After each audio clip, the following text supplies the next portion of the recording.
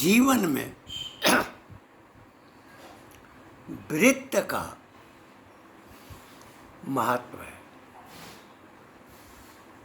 वृत्त का अर्थ होता है चरित्र, जिसमें सिंहावलोकन का वृत्त है वह आगे पीछे बाएं दाएं वो चारों तरफ उसकी दृष्टि जाती है, और जिसमें प्रवाह का वृत्त होता है उसमें अनवरत क्रियाशीलता, अपने कार्य अपने आचरण का विस्तार बना रहता है। अष्टाध्यायी में 3 वृत्त हैं: सिंहावलोकन, मंडूक वृत्त, प्रवाह वृत्त। सिंहावलोकन जिसका वृत्त होता है वह प्रत्येक परिस्थिति का दूरगामी अवलोकन करता है। जहाँ पर नेतृत्व दूरदृष्टि का नहीं हुआ, निसंदेह वह राष्ट्र विखंडित हुआ, उसका नेतृत्व दूषित होने के कारण जीवन का प्रवाह भी खंडित होता रहा। कन्हैया कुमार सिंह बांसगांव चौरिया दिलीप नगर स्टेट के सर्वेसर्वा थे, और यह उन्होंने अधिकार स्वयं अर्जित किया था, जिसका क्षेत्र आजमगढ़ में भी था, और सेहरा जो स्टेट है उसका भी स्वामित्व उनके पास था। बिहार से लेकर आजमगढ़ तक, काशी तक, और देवरिया जो वर्तमान में कुशीनगर है, नारायणी तक जिनके क्षेत्र का विस्तार था, जिनके पूर्वज वीर और बहादुर थे, पराक्रमी थे। बांसगांव चौरिया यद्यपि गोरखपुर सरकार के अंतर्गत आता था, उस समय अवध का नवाब का जो फैजाबाद में स्थित होकर के प्रशासन चलाता था, उस कालखंड में बांसगांव चौरिया का प्रभाव और उसका विस्तार सदैव बना रहा। उनके भीतर जो चेतना थी वह चेतना करुणामय वीरता की थी, पराक्रम की थी। पूर्वांचल के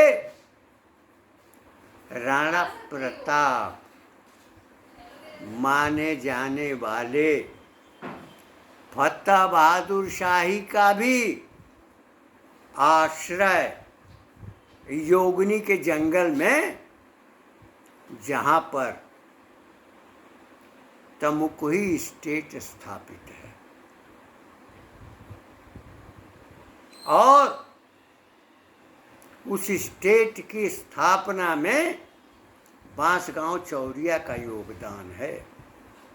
यद्यपि जितनी भी पूर्वकालीन रियासतें थीं उनमें आस्थागत बदलाव हुआ, किंतु बांसगांव चौरिया की परंपरा में 1700 ईस्वी से लेकर आज तक कोई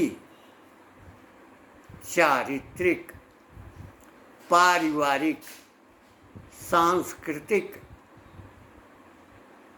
विस्खलन दृष्टिगत नहीं हुआ।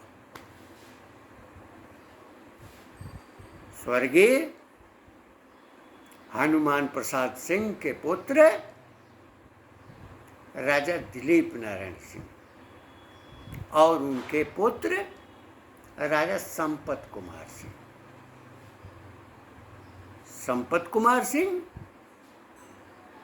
जो राजा दिलीप नारायण सिंह के कालखंड में कुड़वा में जो महल बनवाया गया था, निर्माण किया गया था, उसके संरक्षण में, पूरे राज्य के संरक्षण में राजा संपत कुमार सिंह का महत्वपूर्ण योगदान था। वे इतने स्वाभिमानी थे कि कभी उन्होंने किसी शासक या सत्ता को अपना समर्पण भाव नहीं व्यक्त किया। जब स्वाधीनता प्राप्त हुई, उस कालखंड में कोटा पुआड के अंतर्गत उनके राज्य को आहरित किया गया था, किंतु वे कभी झुके नहीं। जहां पर व्यवस्था में कठोरता होती है, वहां अगर पुत्रों के प्रति दुर्भाव होता है या पुत्र के प्रति अन्य प्रवृत्तियां होती हैं, तो स्वाभाविक है कि संघर्ष का क्षण होता है। उनके पुत्र राजा शैल्य कुमार सिंह में निष्ठा थी, किंतु उनसे टकराव, और इसी प्रकार से कन्हैया कुमार सिंह वास्तव में राजा थे। राजा कोई बनाता नहीं है, कोई सत्ता बनाने के लिए नहीं आती है। जो दिलों पर राज करता है, जो समाज को प्रभावित करता है, जो समाज का पोषण करता है, उसी में राजत्व का बोध होता है, जिसमें निर्भयता होती है, जिसमें संयोजन की क्षमता होती है, जिसमें संगठन का प्रवाह होता है, और जिसमें सिंहावलोकन होता है, दूरदृष्टि होती है। वह किसी का निर्माण, किसी भी अपने उद्देश्य का निर्माण और उसका प्रबंध, उसकी व्यवस्था करने में सक्षम होता है। अपनी पृष्ठभूमि में तो उन्हें कोई संपदा नहीं मिली जो नकद थी, किंतु उन्होंने अपने व्यवहार, कर्म और अपनी साधना के बल पर सैकड़ों लोगों को अपने साथ जोड़ा। जिसमें क्षमता होती है, वही समर्पित कार्यकर्ताओं का सहयोग प्राप्त करता है। उस कालखंड में अनेक व्यक्तित्व थे जो अपने अपने ढंग से अपने अपने कार्य क्षेत्र में पूर्णत्व में थे। प्रेमलाल जी बगल के गांव के ही, उनमें तन्मयता थी और परिस्थिति जन्य निर्णय करने में प्रवीण थे। जहाँ पर भी सत्ता का संचालन होता है उसमें बाधाएं होती हैं, अवरोध करने वाले लोग होते हैं, किंतु उनके पास इतना सैन्य बल था, इतनी सामाजिक शक्ति थी, इतना प्रभाव था कि वे अपने आत्मबल से सारी समस्याओं का समाधान कर लेते थे। सेहरा के दायित्व का निर्वहन करते समय बिहार राज्य के तत्कालीन मुख्यमंत्री केदार सिंह जी भी उनके बैठक में आ गए और बिहार के प्रभावी नेतृत्व कर्ता राम लखन सिंह यादव और राम जयपाल सिंह भी उनके बैठके में उनकी उपस्थिति रहा करती थी। निस्संदेह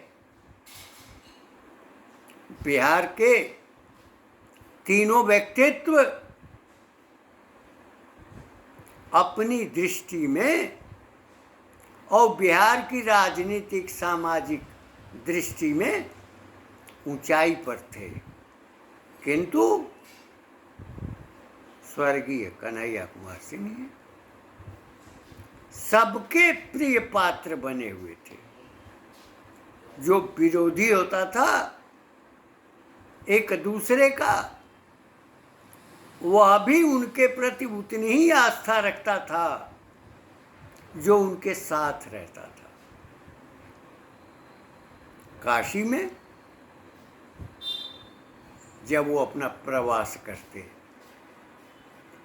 तो सेहरा की रानी का भवन था और उस भवन में वह रहते थे और उनसे संपर्क करने वालों का एक काफिला आता था, रहता था। उनके भीतर सांस्कृतिक साहित्यिक कार्यक्रमों का आयोजन भी था। कुश्ती दंगल का भी आयोजन करते थे। जो फिल्म स्टार हैं उनकी भी उपस्थिति उनके कार्यक्रम में रहा करती थी। दिलीप नगर में एक कार्यक्रम संपादित हुआ आज से लगभग 54-55 वर्ष पहले। वहाँ पर अपार भीड़ थी और भीम सिंह कुश्ती का आयोजन चल रहा था और एक पहलवान जो गांव का था, देहात का था, वह भीम सिंह को ललकार रहा था कि आप आइए लड़िए। कुंवर साहब से भीम सिंह जो विविध उपाधियां धारण कर चुके थे, उन्होंने कहा कि क्या आपका हुक्म है? तो उन्होंने कहा कि नहीं, आप उससे द्वंद्व मत कीजिए, क्योंकि वह जमीन को पकड़ चुका है और कुश्ती लड़ने वाला जब तक चित्त नहीं करता है तब तक विजयी नहीं माना जाता है। उसकी प्रवृत्ति से वो भली भांति वाकिफ थे, तो उन्होंने मना कर दिया। बंबई से कलाकारों का कार्यक्रम था, उनका पोषण भी होता था। चाहे कलाकार हो, चाहे कुश्ती संघ के या कुश्ती प्रतियोगिता में आने वाले लोग हों, साहित्यिक अभिरुचि रखने वाले लोगों के प्रति भी उनमें संयोजन और संगठन की भावना थी। उदारता इतनी थी कि वे हमेशा एक दूसरे का सहयोग करते थे। असहयोग इस स्तर का कि जिस किसी के भी मन में अगर कोई पीड़ा है या कोई समस्या है तो उसका समाधान भी करते थे। लेकिन मदद करते समय उनकी दृष्टि में यह रहता था कि क्या मदद जो की जा रही है उसमें छल निहित है, उसका भी आकलन कर लेते थे। कुछ लोगों का स्वभाव होता है कि जो देने वाला है उसको छल कर ठग कर अपना उद्देश्य वो पूरा करते हैं। तुलसी दुबे जी समाजवादी विचार के व्यक्ति थे, बढ़ चढ़ करके हिस्सा लेते थे और आयोजनों में, राजनीतिक आयोजनों में उनका भाषण भी बड़ा प्रवाहपूर्ण होता था। एक क्षण उन्होंने कहा, सरकार, हमारी पहली पत्नी का निधन हो गया तो उनका शवदाह करना है, क्रियाकर्म करना है। तो उन्होंने उनके द्वारा इच्छित धनराशि दी और वे पहुंचे। लेकिन उन्होंने एक दूसरे व्यक्ति को भेजा उनके गांव और वहां से सूचना मिली कि उनकी पहली पत्नी तो जीवित है और वह सूप से अन्न फटकार रही थी, साफ कर रही थी। कुंवर साहब के मन में कोई घृणात्मक भाव नहीं था। वह आकलन करते थे, व्यक्ति का आकलन करते थे, कुछ खो करके, कुछ दे करके। जिसके भीतर ये आकलन का वृत्त होता है, निसंदेह उसमें व्यक्तियों के पहचान की क्षमता होती है। प्रेमलाल जी सरीखे अनेक व्यक्तित्व थे, हजारों मुकदमे थे बिहार से आजमगढ़ तक और देवरिया तक, गोरखपुर तक। लेकिन उन मुकदमों का रख रखाव, देखभाल उनके द्वारा नियुक्त व्यक्तियों के द्वारा होता था। तारीखें लगती थी, उन तारीखों पर लोग पहुंचते थे।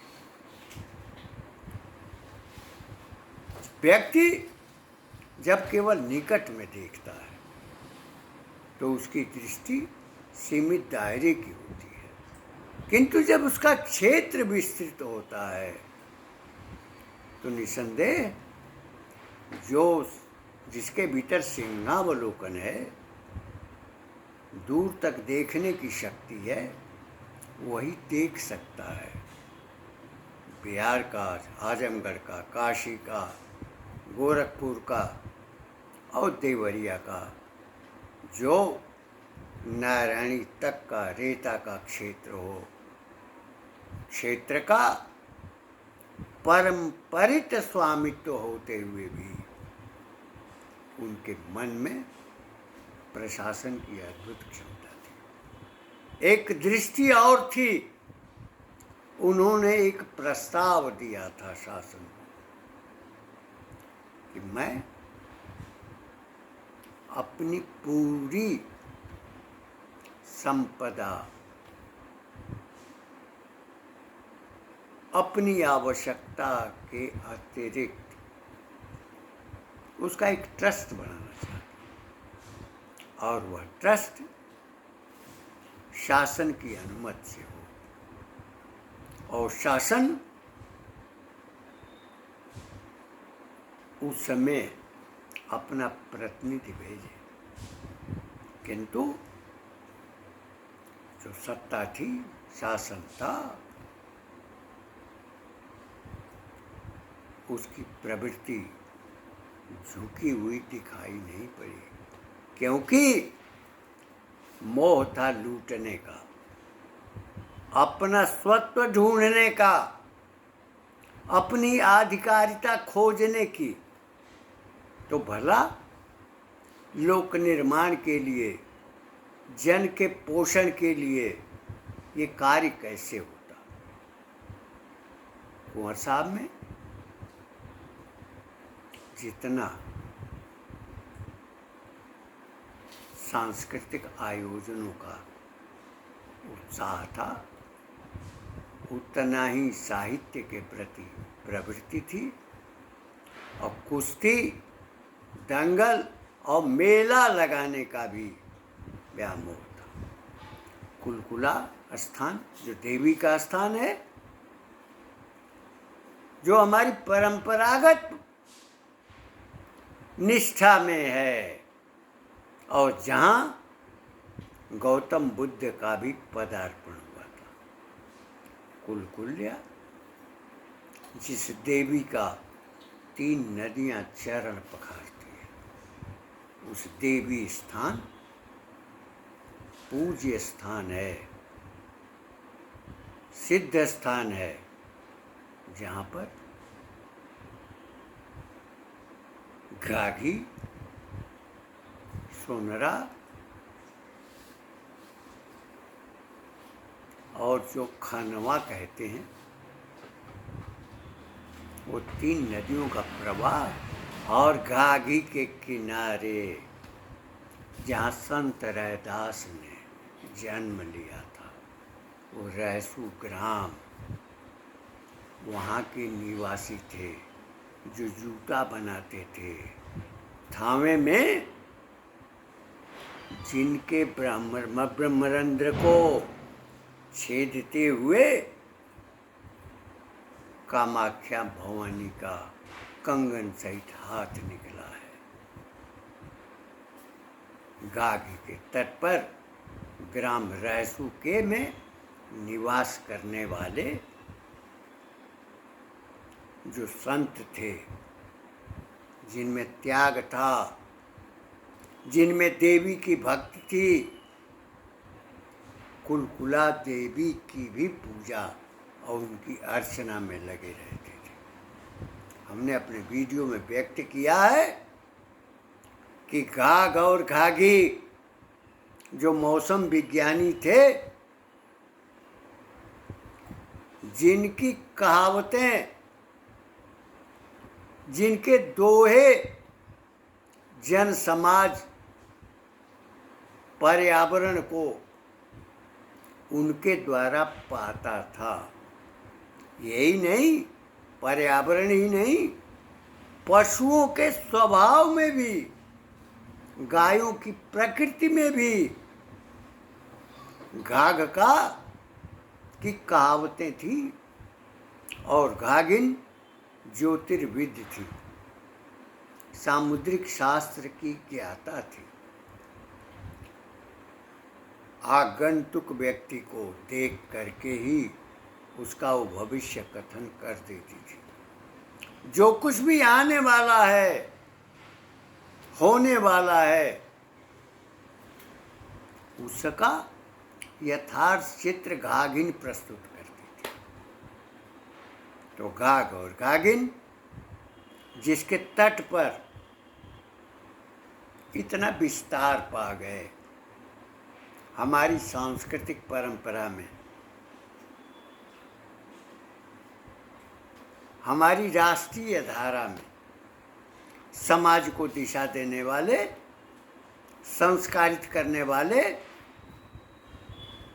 और मनुष्य की जन की आवश्यकताओं में सहायता करने वाले, भविष्य कथन करने वाले, पशुओं और वृक्षों का निर्धारित समय जो पालन और रोपण का है उसके संबंध में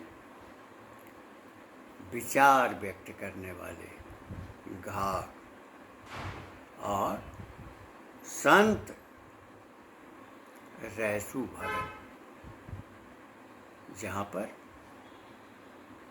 कुंवर साहब का वो क्षेत्र है जहाँ उनके भूमि का विस्तार है, घाघी के उस पार भी। मैं उसके विस्तार के संबंध में तो विशेष तो नहीं कहना चाहूँगा, लेकिन बेहिचक मैं कहूँगा कि नारायणी तक और इधर दिलीप नगर, कुड़वा, दिलीप नगर बाद में बना, कुड़वा, कुलकुला स्थान तक का विस्तृत भूभाग अधीन था। आजमगढ़ में वे एक विस्तृत परिक्षेत्र में उनका विस्तार था।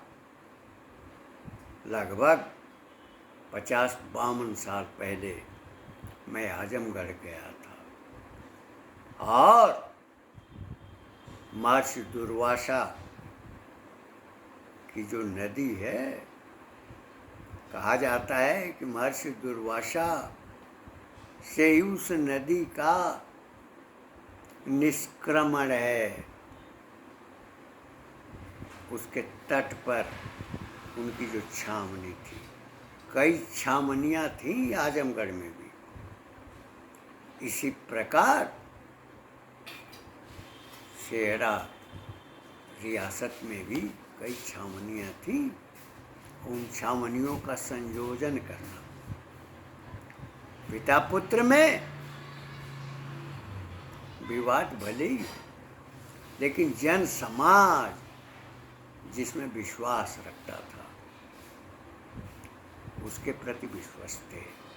उनके भीतर सहयोग और सहायता की भावना इतनी थी कि आज उन्हीं के कालखंड का एक वृद्ध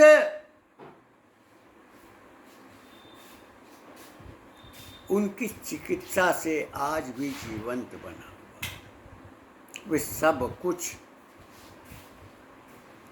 अपने लोगों के लिए निछावर करते थे।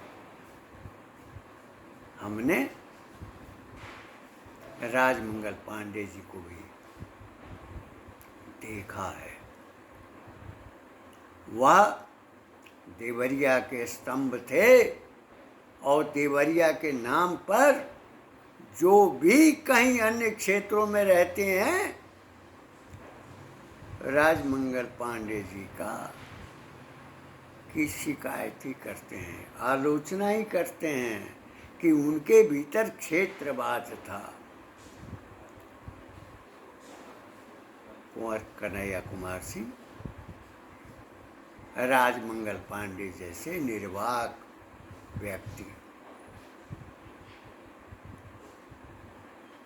के यहाँ रहकर भी, बैठकर भी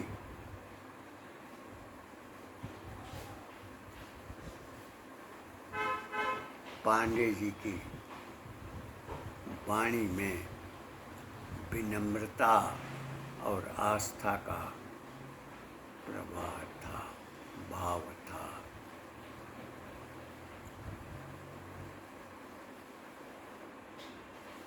स्वर्गीय कन्हैया कुमार सिंह बिहार के जिन क्षेत्रों में गए, उत्तर प्रदेश में जो पूर्व प्रधानमंत्री हैं चंद्रशेखर सिंह, वो उनकी बैठक में आया करते थे। हमने स्वयं देखा है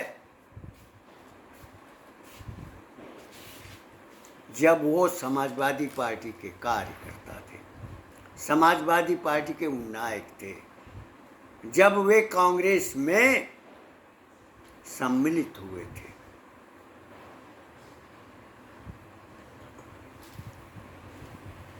स्वर्गीय कन्हैया कुमार सिंह जितने भी राजनेता हैं, उन राजनेताओं की आर्थिक मदद भी करते थे, उनके चुनाव क्षेत्र के लिए सहयोग भी करते थे।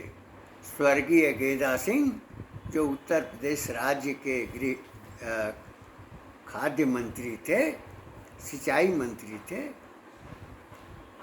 या कृषि मंत्री थे, उस कालखंड में गेंदा सिंह को हमने याचना करते हुए देखा है।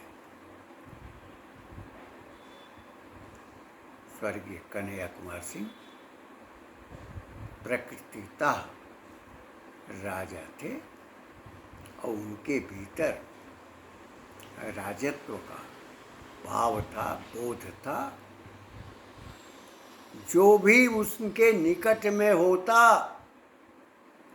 जो भी उनके पास आता, चाहे उनका अपना हो या पराया हो, लेकिन उसको अपना बनाते, अपना ही मानते, अब प्रत्येक प्रकार से उसका वह सहयोग करते थे।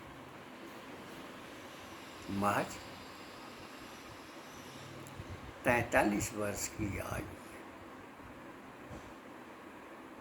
में वह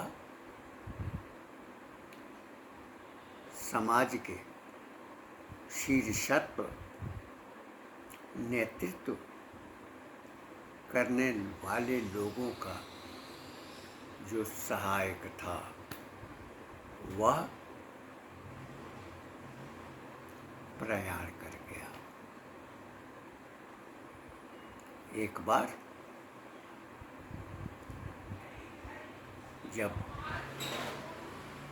1974 में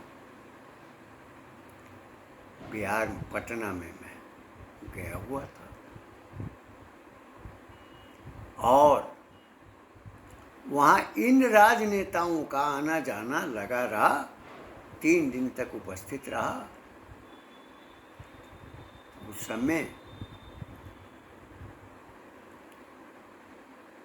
हमने कहा बहुत ज़्यादा समय लग रहा है और हमको आवश्यक कार्य है, जाना है। तो उन्होंने यही कहा कि आप आई, बैठी, जौन जरूरत बा के बताई, का करे के बा। भोजपुरी बोलते थे। हमने आवश्यकता बताई। शैल कुमार सिंह, उनके पिता के नाम पर एक संस्था स्थापित हुई थी और उसमें प्रबंधकीय विवाद खड़ा हो गया था और वह भी तमुखरी राज से। उस विवाद में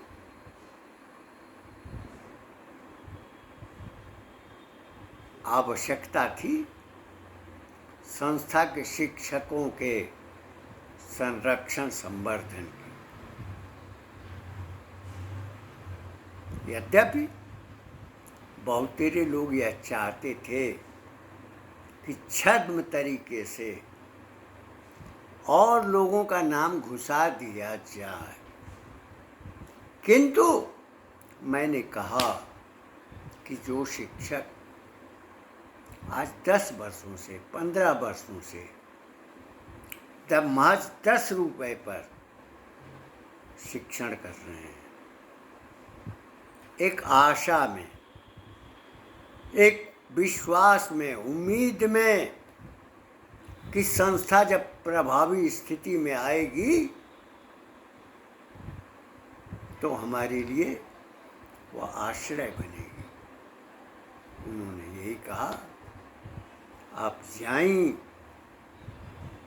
जकरा के मन करता ओके रखी, जैसे आप चाहतनी वैसे व्यवस्था करी, केहू हस्तक्षेप ना करी। लेकिन एक बात कह दे कि अगर ये लोग हमरे व्यवस्था में खड़बड़ करी तो हम 5 गो ट्रक मंगा के पूरा स्कूल के ईंट जौन बा उ नदी में फेंकवा दे। हमने संदेश दिया शिक्षकों को। निसंदेह किसी भी परिस्थिति में गलत या सही, जो हमारे पूर्व में नियुक्त थे उनको वेतन मिला। कुंवर साहब ने संस्था के शिक्षकों कर्मचारियों के प्रति सहानुभूति का भाव था और उन्होंने मुझको निर्द्वंद कर दिया। निसंदेह उसका आचरण मैंने किया संस्था की वृद्धि और संस्था के विकास के लिए। परिस्थितियां होती हैं। 1984 में आज ही के दिन दिवंगत हुए थे,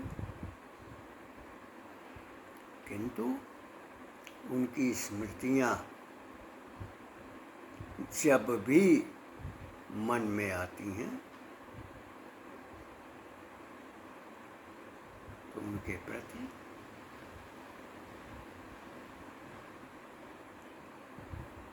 कृतज्ञता का बोध होता है। आज 30 अक्टूबर उनके प्रयाण की तिथि है।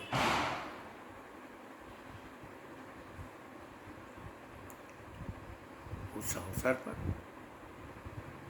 उन्हें कोटि कोटि नमन करते हुए अपनी श्रद्धांजलि अर्पित करते